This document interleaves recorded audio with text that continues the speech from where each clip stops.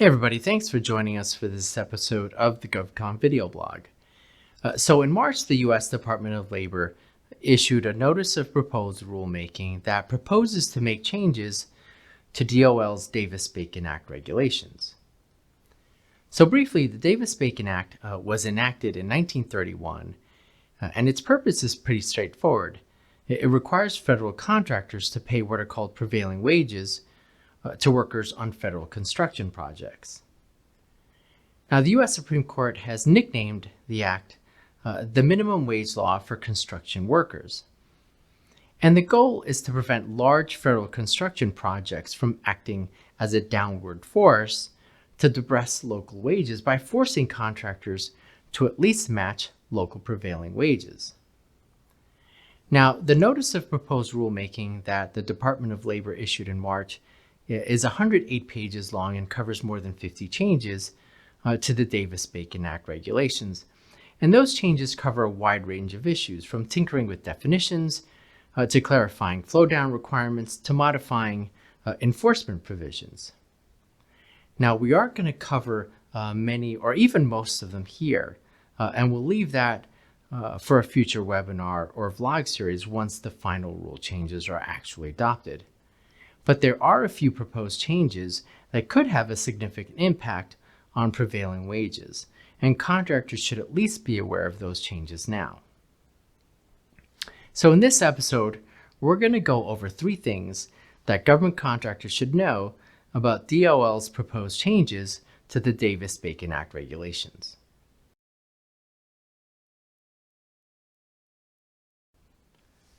So the first thing that contractors should know is that under the proposed rule, DOL will revert to the 3-step method for determining prevailing wages.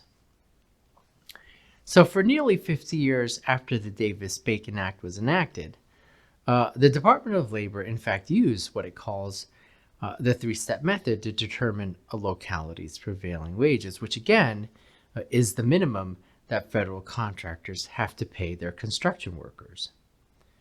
So before 1982, under the 3-step method, a prevailing wage for a particular worker category first is the single wage rate that is paid to a majority of workers. Now, if there is no single rate that's paid to a majority of workers, then the prevailing wage is the wage rate that's paid to the greatest number of workers, provided that it's paid to at least 30% of the workers. And if there is no wage rate that can meet this 30% threshold, then the prevailing wage rate is a weighted average rate. Well, in 1982, the Department of Labor implemented a rule that got rid of the second step of this 3-step method. So after 1982, a prevailing wage rate was either the wage rate that's paid to a majority of workers, or if there was none, then a weighted average rate. But over time, according to the Department of Labor, this led to an overuse of average wages. And even though the weighted average method was supposed to be a fallback method, it actually became the predominant method for determining wage rates. And the problem there is that a prevailing wage is supposed to be an actual wage that is most widely paid. But an average wage is often just that. It's just an average that isn't actually paid to anyone. So in its proposed rulemaking, the Department of Labor is proposing to bring back the 30% rule in order to apply once again the 3-step method for determining prevailing wages. Now, some will argue that in locations where unions are active, higher collectively bargained rates will have undue weight under the 30% rule. But DOL disagrees and says that the effective collectively bargained rate should be the same, whether it applies a 30% or a 50% threshold. Now, whether rates creep up or not will remain to be seen, but if the rule goes into effect, contractors should be on the lookout for wage rate determinations that change prevailing wages.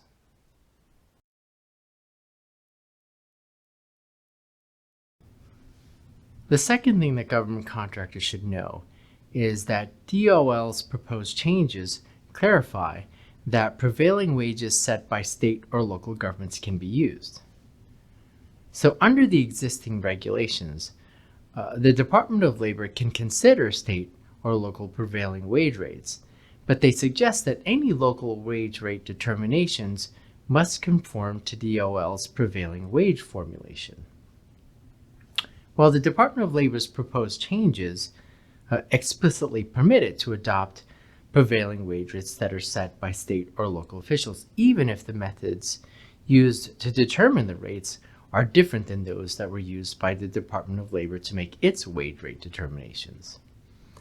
But before the Department of Labor can use a state or local wage rate, it must first determine that the process that was used by the state or local government to come up with the wage rate meets criteria that are listed in the Department of Labor regulations.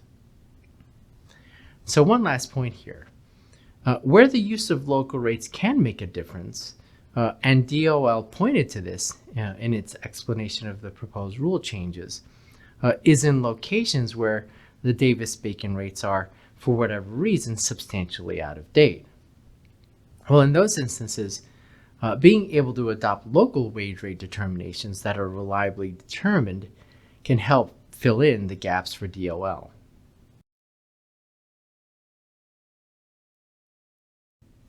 So the third thing that government contractors should know is that DOL proposes to eliminate the bar on mixing metropolitan and rural wage rates. So when DOL makes a prevailing wage determination for a construction category, it will look at survey data for a location on a county-wide basis. But if there isn't enough data in a particular county to make a wage determination, it will zoom out and expand the scope of its review to include a group of surrounding counties. And if there still isn't enough data, it will zoom out again and expand the scope to a larger group of surrounding counties. And finally, if it still lacks enough data, it will use statewide data to make its determination. But in 1982, in that rule change that we talked about earlier, it added language that barred mixing metropolitan and rural area wage rates. So for wage rate determinations for a metropolitan county, when the Department of Labor zooms out to the surrounding counties, rural counties are excluded, and vice versa. When the Department of Labor makes a wage determination for a rural county, if it needs to zoom out to surrounding counties, then metropolitan counties are excluded. Well, in its explanation of the recent proposed changes, DOL identified several problems with these exclusions. Number one, it ignores that counties can have significant urban and rural pockets. Number two, it also ignores that workers that live in rural counties might commute to nearby metropolitan counties and vice versa. So construction projects in different counties may actually be competing for the same workforce.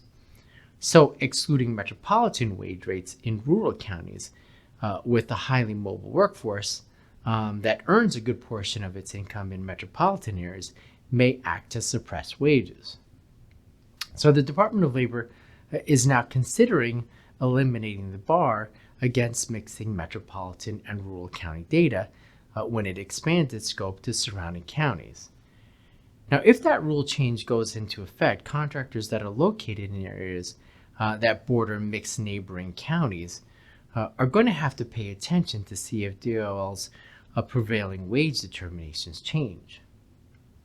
Well, again, there are a number of other changes that are proposed in DOL's notice, but these three that we just went over are the ones that really stood out to us.